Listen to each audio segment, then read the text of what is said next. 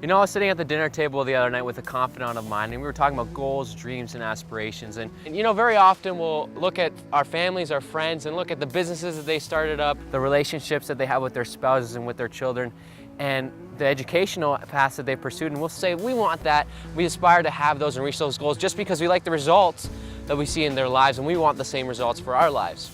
And I began to open up about my plans and my goals and what I was going to do to take to my friend, and my friend said, hold up, Dave. I mean, what about 2 Corinthians 5, verse 7? What about where it says, walk by faith, not by sight? You don't need to be worrying. You don't need to be planning the way you're planning. You got to trust in God because He's going to take care of you.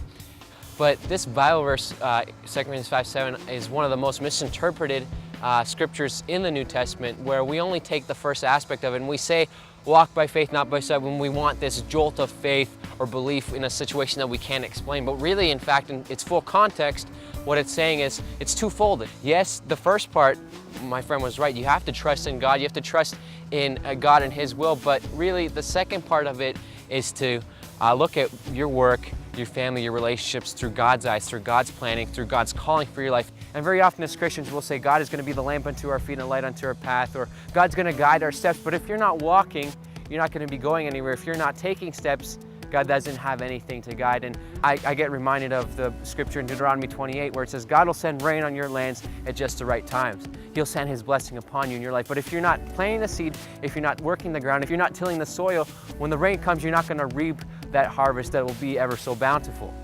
And you may be asking me, Dave, what are you trying to say with this? And what I'm trying to say is, yes, we need to trust in God, not just that He's going to take care of us, but that He has a plan and a purpose for us. Look at what we do, our education, our family, our relationships. We need to do what we do day in and day out, understanding that God has a purpose for us so that we can reach and be that light that He's called to be and make that difference in other people's lives.